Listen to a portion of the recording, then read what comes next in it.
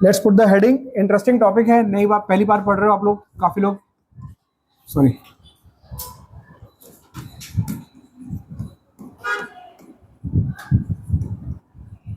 Trigonometry, it's a new branch of maths. It's another branch of maths. Maths की कौन सी branches आपने पढ़ी है? आपने पढ़ी है अरिथमेटिक, नंबर्स, राइट। और क्या ब्रांच पढ़ी हुई है आपने? अलजेब्रा, ज्योमेट्री, अलजेब्रा पढ़ी है आपने, ज्योमेट्री पढ़ी है आपने, और कोई ब्रांच?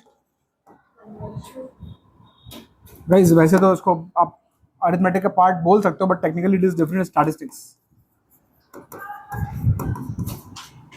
राइट। तो अब एक ब्रांच और ऐड होने वाली है, इट इज दिस। तो समझो कि आप जैसे आपने अलजेब्रा पहली बार पढ़ी थी, आप कोई नई चीज पहली बार पढ़ने वाले हो, ट्रिग्नोमेट्री, ठीक है। तो थोड़ा आपको अपना माइंड जो है उस पर्सपेक्टिव से रखना पड़ेगा कि this is something which you have not studied, so you will first learn the basics of it. Maybe ICSE board ने 9th में पढ़ा होगा, but I will try to give you fresh view.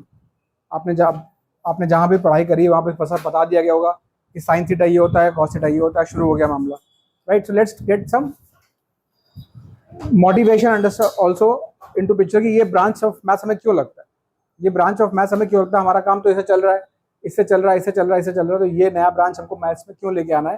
पहले उस motivation को समझो कि वो क्यों हमें चाहिए लाइफ में। देखो कुछ यूज केसेस लिखता हूँ आपको। यूज केसेस कुछ ऐसे हैं,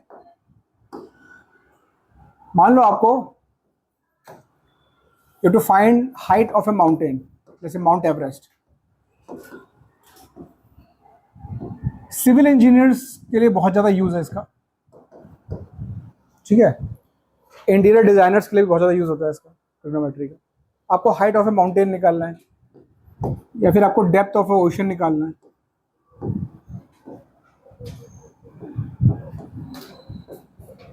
ठीक है। आपको किसी बिल्डिंग का एलिवेशन निकालना है, बिल्डिंग या फिर ब्रिज, फ्लाईओवर इसको बोलते हैं ना, फ्लाईओवर।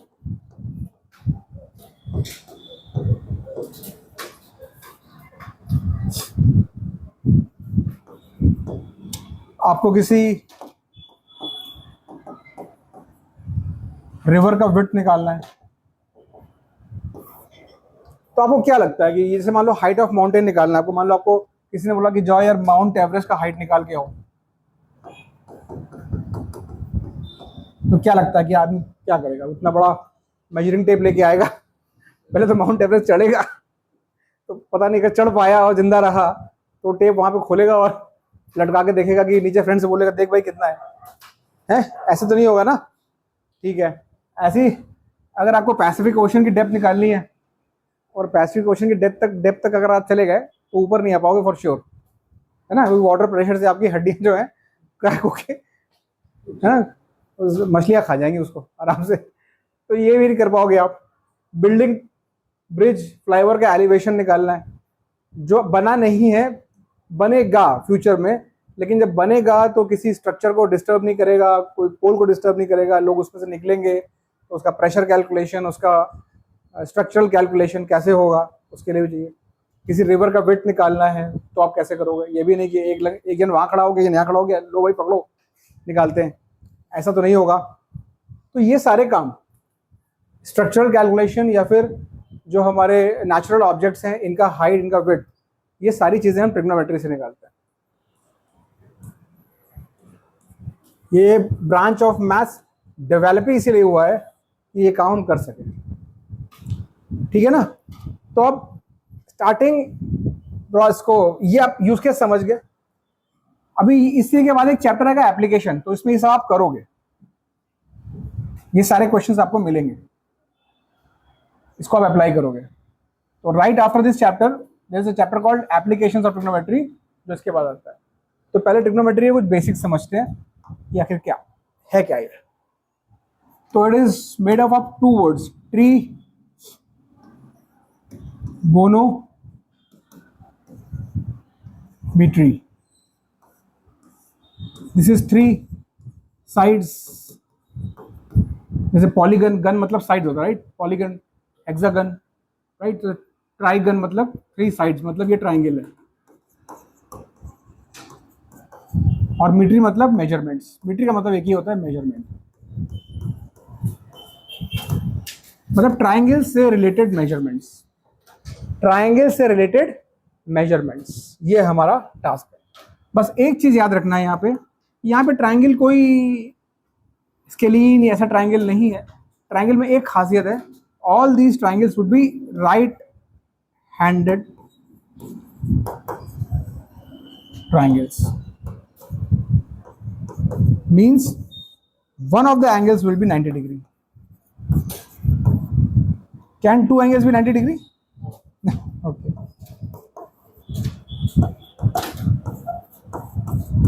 90 डिग्री, ये सारे वो ट्राइंगल जिसमें मतलब 90 डिग्री का एंगल होता है, उनके सारे कैलकुलेशन।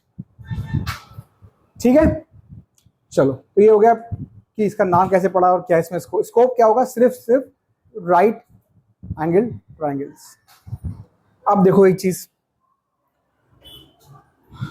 किसी भी राइट एंगल ट्राइंगल में गाइस, किसी भी राइट एंगल ट्राइंगल में, if I tell you one more angle apart from the right angle, if I tell you one more angle, are we in a position to figure out all 3 angles? Right? Because if let's say this is 90,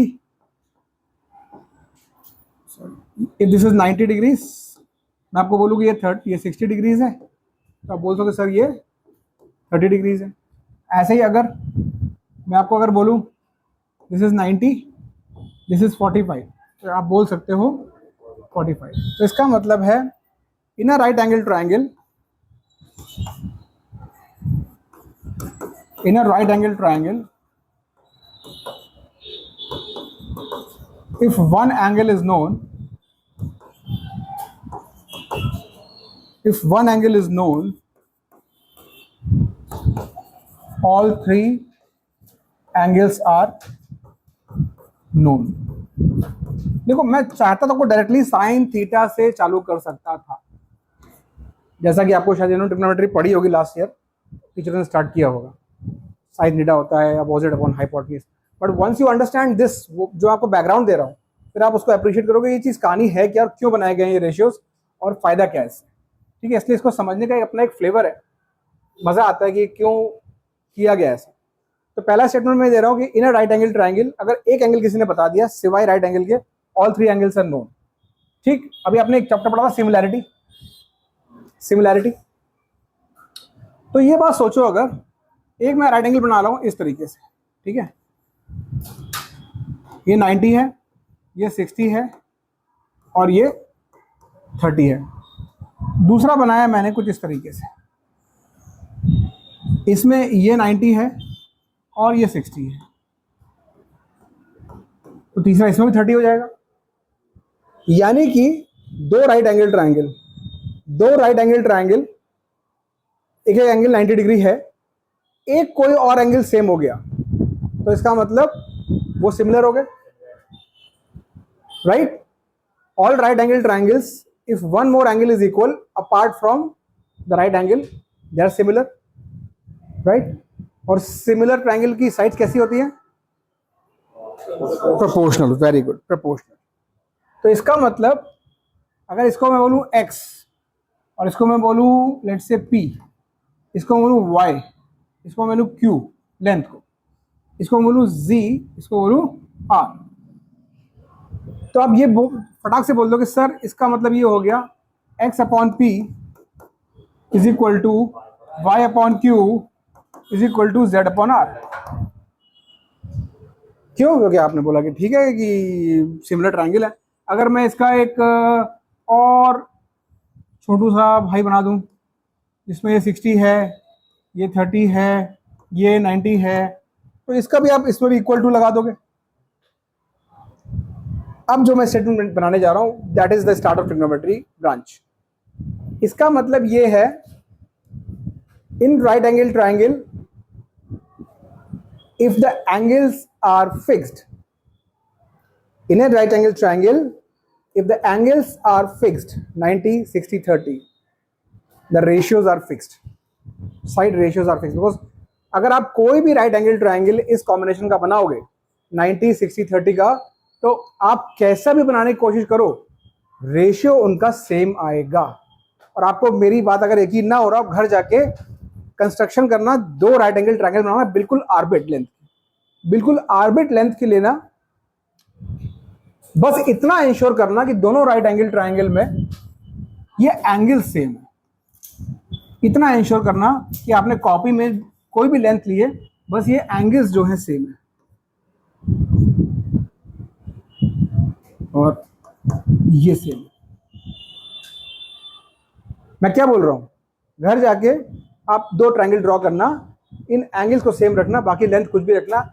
you will be amazed to know, आप देखोगे इन इसका ratio will be same as इसका ratio, ठीक है। इसका ratio will be same as इसका ratio, इसका ratio will be same as इसका रेशियो।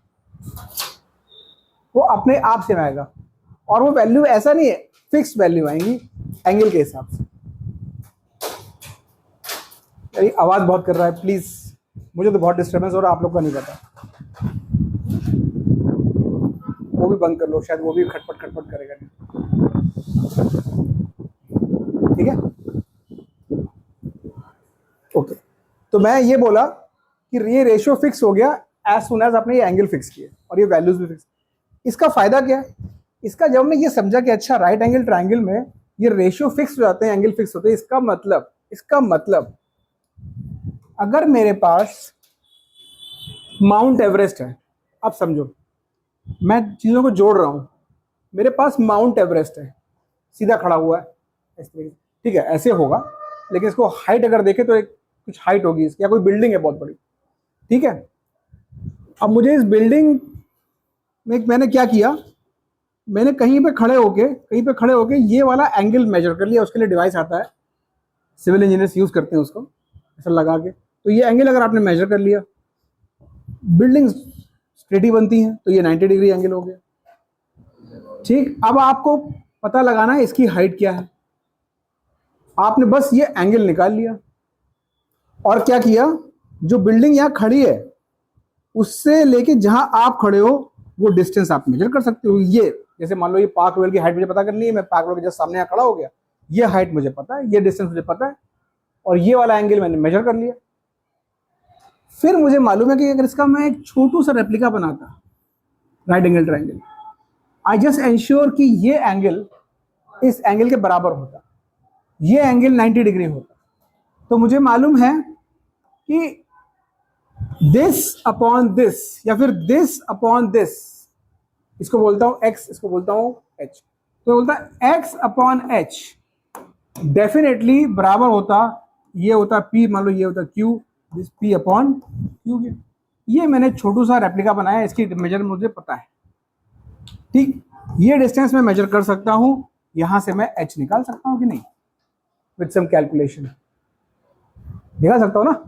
क्योंकि क्यों, मुझे कॉन्सेप्ट क्या लगा रहा हूं, मैं कॉन्सेप्ट ये लगा रहा हूं कि भाई ये दोनों सिमिलर ट्राइंगल्स हैं, ये दोनों सिमिलर ट्राइंगल्स हैं, इसलिए एज लॉन्ग एज ये एंगल में सेम, एक एंगल मुझे चाहिए सेम करने के लिए, मैंने आपको ये एंगल अगर सेम बना दिया तो ये सिमिलर बन गया और ये रेशियो निकाल सकता हूं। तो इसको हम ये बोलते हैं कि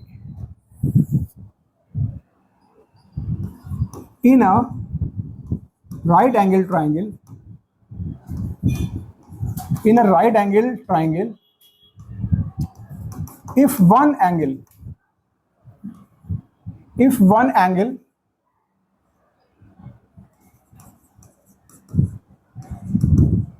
is fixed, ratios of all sides are fixed. Now this is a statement which is a big statement, and that is the statement जिसकी वजह से हमने पूरी ट्रिग्नोमेट्री हमने इवॉल्व करी है।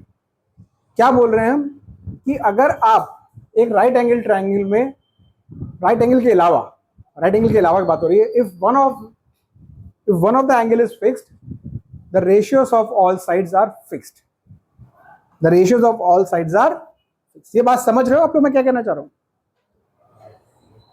मतलब जैसा भी ट्रायंगल बनाओ राइट एंगल, अगर आपका एक एंगल दोनों का 30-30 है, तो आप बड़े से बड़ा बना लो या छोटे से छोटा बना लो।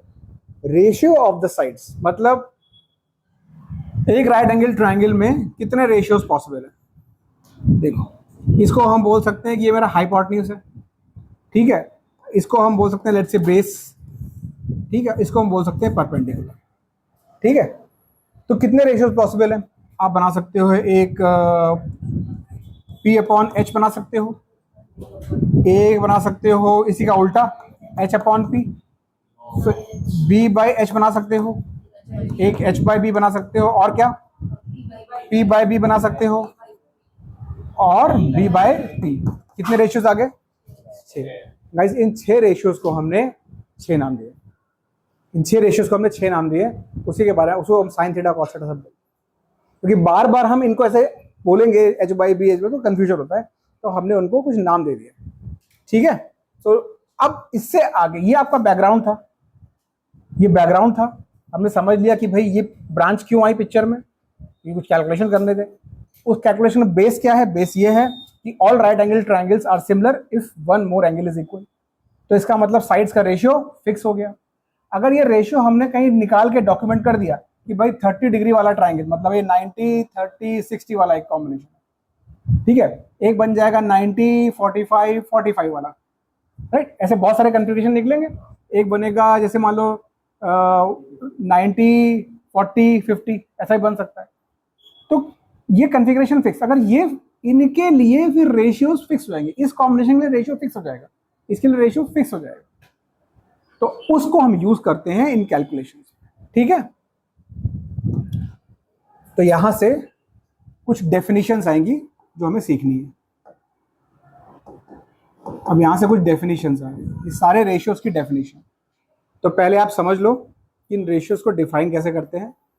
राइट एंगल में अब दुनिया हमारी कुछ दिन तक, जब तक ये चैप्टर चल रहा है, राइट एंगल में कन्फाइंड रहेगी। ये एंगल 90 है, इस एंगल को हम बोल रहे हैं कुछ नॉर्मल एंगल। अब हम अभी स्टार्टिंग में बात करेंगे तो 30 45 स्पेसिफिक एंगल्स की नहीं, we will define for a normal angle. मतलब ये एंगल बोलते हैं थीटा, ये इसको बोलते हैं theta, this is how it is pronounced, theta. Again this is a Greek alphabet theta which is commonly use for angles. जैसे हम x को एज ए वेरिएबल यूज करते हैं, ठीक है, कि बोलो यहाँ पे x क्यों नहीं, अरे x भी कर सकते हैं यार, कोई दिक्कत नहीं, ऐसा नहीं कि यहाँ पे एंगल को x नहीं लिख सकते, ऐसा नहीं, लिख सकते हैं, बट नॉर्मली थीटा लिखते हैं। दूसरे नेम्स हम यूज करते हैं अल्फा बीटा भी यूज करते हैं, ठीक है, अल्फा आप जानते हो, बीटा,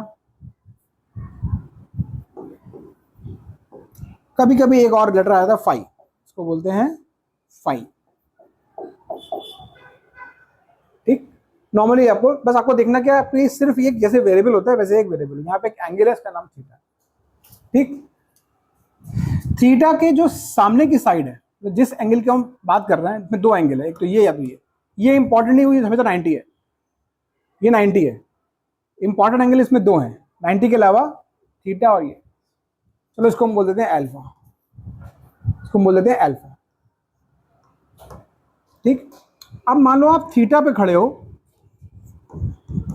और थीटा पे खड़े होकर देख रहे हो ट्रायंगल को, जब थीटा पे खड़े होकर देखोगे तो ये तो यार हाइपोटेन्यूज ही रहेगा h, ये कहीं भी खड़े हो जाओ, ये साइड हाइपोटेन्यूज है बिकॉज ये 90 के सामने वाली है। थीटा के, अगर थीटा से देख रहे हो तो थीटा के सामने जो साइड है वो होगी ऑपोजिट, इसको बोलेंगे opposite side with respect to theta, और थीटा से लगी हुई साइड जो है इसको बोलेंगे एडजेसेंट।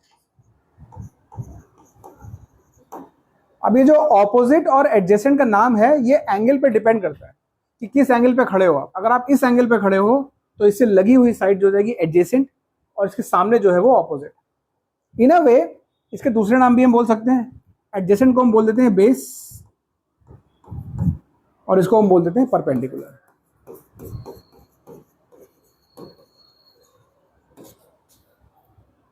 ठीक है, जिसको हम डिनोट करते हैं P, इसको डिनोट करते हैं हम B से। तो ये बन के आ गया इन टर्म्स ऑफ, अगर मैं अलग अलग लिखूं तो थीटा के टर्म में ये हाइपोटेन्यूज हो गया, ये बेस हो गया, और ये परपेंडिकुलर है, ये आ गया विद रिस्पेक्ट टू थीटा, जब हम थीटा पे खड़े हैं। ऐसे ही जब कोई आपका दोस्त अल्फा पे खड़ा हो जाएगा, अल्फा पे खड़ा हो जाएगा, ये 90 है, ये थीटा। जब कोई अल्फा पे खड़ा है तो ये परपेंडिकुलर है, ये ऑपोजिट है, ठीक है, और ये वाली साइड फिर एडजेसेंट है। तो इस केस में हाइपोटेनस की सेहत पे कोई फर्क नहीं पड़ेगा, हाइपोटेनस अभी भी वही है, वही, क्योंकि वो तो 90 वाला है सामने। अब अल्फा के रिस्पेक्ट से ये बन जाएगा परपेंडिकुलर और ये बन जाएगा बेस। तो ये चीज हमें, ये कॉन्सेप्ट समझना है कि ये परपेंडिकुलर और बेस ये आपस में इंटरचेंज हो सकते हैं depending on which is your angle of interest. किसी के लिए एंगल ऑफ इंटरेस्ट थीटा है, so this is the configuration P and B, जिसके लिए मेन एंगल, अगर आप अल्फा के पर्सपेक्टिव में देख रहे हो तो उसके सामने पी और बी, तो ये विद रिस्पेक्ट टू अल्फा है। क्या ये बात आप लोगों को समझ में आ रही है सबको? राइट? अब नाउ ये तो समझने वाली बात है। अब हम क्या करेंगे, थीटा के रिस्पेक्ट में ये 6 के 6 रेशियो जो मैंने लिखे थे यहाँ, ऑल दीज 6 रेशियोज जो आपने मुझे भी पता है, ये सारे रेशियोज को एक नाम देंगे हम, ठीक है, सारे रेशियोज। तो देखो यहीं पे जगह काफ़ी है, इसमें हो जाएगा अपना काम, या नेक्स्ट पेज बना लेते हैं, चलो नेक्स्ट पेज बना लेते हैं, कंफ्यूजन नहीं होगा। नोट कर लिया आप लोगों ने? चलो ये अपना सिनेरियो है, मैं लिख रहा हूं ये वैल्यूज थीटा के लिए, ट्राइंगल है एबीसी। अभी थोड़ी देर में आपको बोलूंगा ये आप सेम रेशियोज अल्फा के रिस्पेक्ट में भी लिखना, ठीक है, ये आपका एक कंसेप्चुअल टेस्ट हो जाएगा कोई भी। ये एंगल 90, पहला हम डिफाइन करते हैं रेशियो साइन, SINE, ठीक है, इसको शॉर्ट फॉर्म में लिखते हैं सिन, शॉर्ट फॉर्म है सिन, लेकिन पढ़ते हैं इसको साइन ही है, ठीक। यहाँ से भाई इतना तो आप लोग ज़्यादा अंग्रेजी जानते हो मुझसे, यहाँ पे ई लगा हटा दोगे तो ये इसका प्रोनाउंसिएशन चेंज हो जाएगा। तो ये हो गया सिन, बट बोलेंगे इसको साइन, और इसको लिखते हैं हम कैसे, sine theta, this is the way we write it, sine theta. कुछ चीजें बता दूं, इसका कहीं मतलब कहीं से ये नहीं है, स्टार्टिंग में ये गलतियां होती है इसलिए बता रहा हूं, कहीं से इसका ये मतलब नहीं है कि साइन इंटू थीटा, ये एक्स इंटू वाई नहीं है, ये एक्स इंटू वाई नहीं है, ये सिर्फ एक लिखने का तरीका है रेशियो का नाम, sine of angle theta, this is sine of angle theta. इसको हम लिखेंगे परपेंडिकुलर अपॉन हाइपोटेन्यूज, ये 1 रेशियो आ गया, परपेंडिकुलर अपॉन हाइपोटेन्यूज, या फिर बोल सकते हैं ऑपोजिट साइड अपॉन हाइपोटेन्यूज। और इस ट्राइंगल के पर्सपेक्टिव से, in this triangle I would write this as AB upon AC, AB upon AC। देखो मैंने क्या बताया, है ये सब रेशियो ही, साइन थीटा कोई एलियन नहीं है गाइस, जिसको आप छुओगे तो एक मैला हो जाएगा, इसको छुओगे तो अभी नाराज हो जाएगा, छुओगे तो उड़ जाएगा, ऐसा नहीं है, ये एलियन नहीं है। At the end of the day it is a ratio, ये अपने को याद रखना है। At the end of the day it is a ratio of 2 lengths opposite side, ठीक, ये पहला है। अब इसके बाद आता है हमारे पास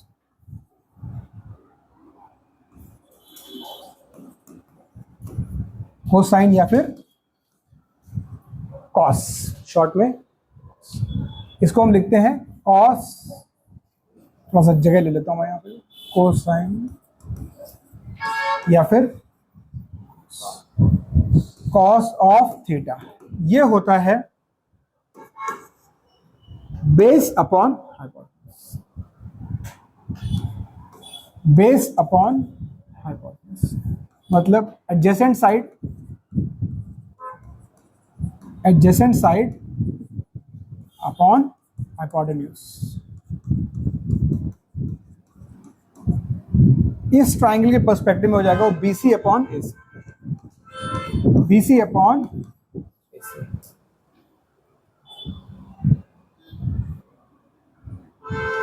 थर्ड वन इज टैंजेंट, जिसको हम शॉर्ट फॉर्म में बोलते हैं टैन। ठीक, tan.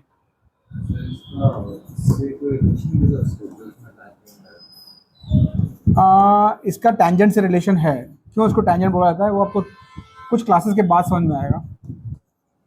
Tan theta, tan theta होता है परपेंडिकुलर अपॉन बेस,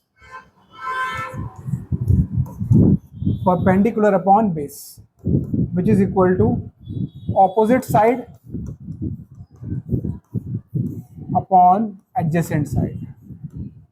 समझ रहे हो, जितने कॉम्बिनेशन हमारे बन रहे हैं, ले देखिए जितने कॉम्बिनेशन, गाइस प्लीज वो पूरा बंद कर दो, एडजेसेंट। तो मतलब इस ट्राइंगल पर्सपेक्टिव से जाएगा वो A B upon BC, A B upon BC. अब ये तीन मेन रेशियो हैं, अब तीन और निकलेंगे, वो इनके सिर्फ रेसिप्रोकल होंगे, इनके रेसिप्रोकल्स। तो पहले साइन का रेसिप्रोकल, इसको बोल देते हैं कोसिकेंट। क्या बोलते हैं? कोसिकेंट, शॉर्ट फॉर्म में कोसेक, और इसको नाम दिया है कोसेक थीटा। इसका रिवर्स मतलब hypotenuse upon perpendicular, H upon P, hypotenuse upon perpendicular, मतलब ये हो गया हाइपोटेन्यूज अपॉन ऑपोजिट साइड, ये हो जाएगा AC अपॉन PB। ये कुछ ऐसा समझ लो जिस तरीके से चल रहा है, ठीक। कोसिकेंट, इसके बाद कोसाइन, कोसाइन का हो गया सीकेंट, इसको हम बोलते हैं सेक, SEC, ठीक है। कोस, ये हुआ कोसिकेंट, कोसेक, ये सिर्फ सीकेंट, सेक, इसको बोलेंगे sec theta. That will be reverse of this, मतलब hypotenuse upon base, H upon B, hypotenuse upon base, ये हो जाएगा हाइपोटेन्यूज मतलब हो गया AC अपॉन BC, उसका reverse AC upon BC। Last tangent का उल्टा हो गया कोटैंजेंट,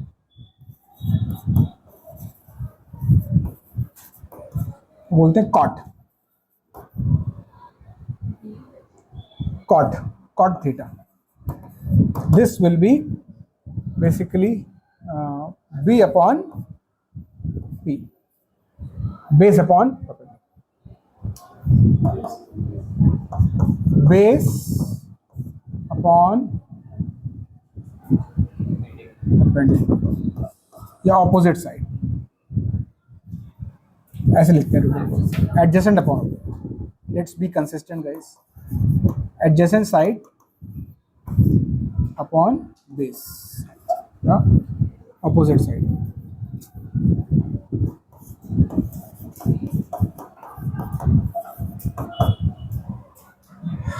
ये हो जाएगा कॉट मतलब B by P, BC upon AB।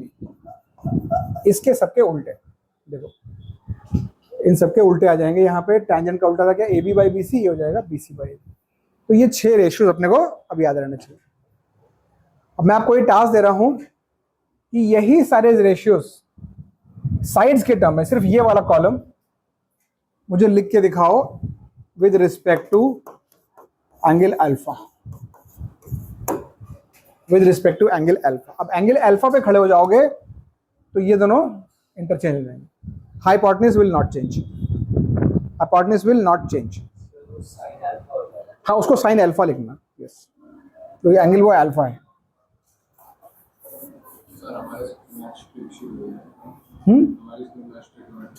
अच्छा, क्लास में, सेक्शन में, अच्छा साथ साथ शुरू हो रहा है, बाई चांस की बात है।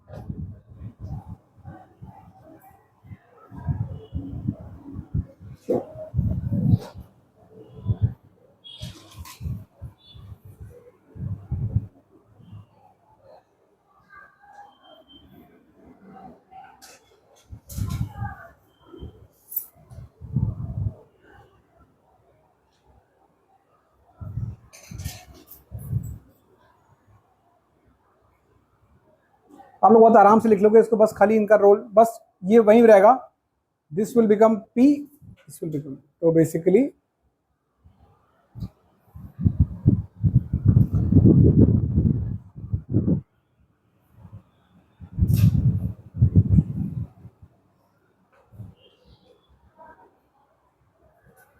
लिख लिया होगा अभी तक। तो अभी देखो साइन ऑफ अल्फा, अगर अल्फा पे खड़े हो तो ये एंगल हो, ये हो गया P और ये हो गया B, तो ऑपोजिट अपॉन हाइपोटेन्यूज मतलब हो गया BC बाय AC। अब देखो कि जो कॉस के लिए पहले वैल्यू थी अब वो साइन हो जाएगी, और जो साइन के लिए पहले वैल्यू थी वो कॉस हो जाएगी।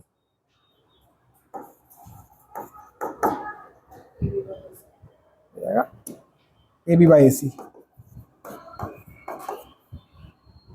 इसी तरीके से आप देखोगे tan और cot आपस में इंटरचेंज होंगे, और इसी तरीके से sec और cosec आपस में इंटरचेंज, tan और cot इंटरचेंज होंगे और sec cosec इंटरचेंज। आप लिख के देख लो, सिर्फ इंटरचेंज होंगे।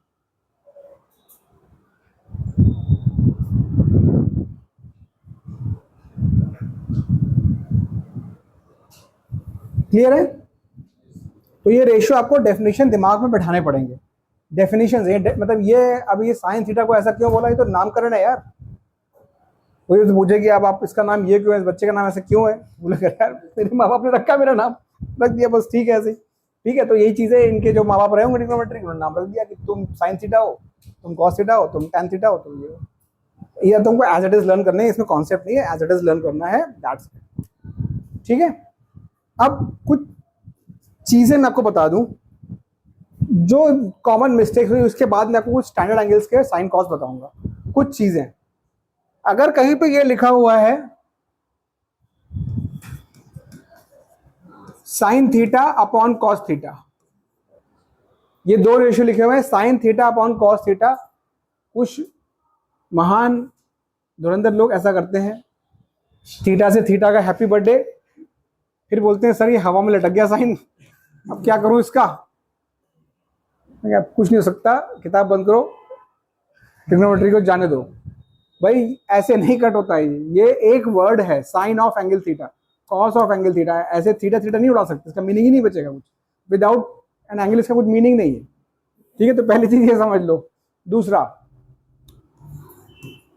Sine theta into sine theta, ठीक, साइन को साइन से मल्टीप्लाई किया, लिखा साइन स्क्वायर, फिर थीटा को थीटा से मल्टीप्लाई किया, थीटा स्क्वायर। ऐसा नहीं होता, इसका मतलब है कि एक साइन थीटा को आपने दूसरे साइन थीटा से मल्टीप्लाई किया है, दैट मीन्स एक्चुअली इसको हम ऐसे लिख सकते हैं इसका स्क्वायर, लेकिन ऐसे लिखना बार बार प्रॉब्लमेटिक है। तो एक हमने छोटा रास्ता निकाला कि हमें बोलना क्या है कि इस नंबर का स्क्वायर, तो हमने बोला कि एक काम करते हैं, एक कन्वेंशन लेके आते हैं कि साइन स्क्वायर थीटा। अभी साइन स्क्वायर थीटा लिखा है, इसका मतलब साइन थीटा का होल स्क्वायर लिखा है। अगर कहीं लिखा हुआ है साइन क्यूब थीटा, तो इसका मतलब है साइन थीटा का होल क्यूब है वो। तो ये चीजें आप याद रखना। प्लस ये, जैसा कि मैंने बोला कि ये एलियन नहीं है, अगर कहीं पे ऐसा लिखा हुआ है sine theta plus cos theta का होल स्क्वायर करो, जो आप ए प्लस बी के साथ जो ट्रीटमेंट देते हो, जो A plus B whole square treatment देते हो, वो इसको भी दे सकते हो, A square plus B square plus 2ab। तो इसको भी आप लिख सकते हो sine square theta plus cos square theta plus 2 sine theta cos theta.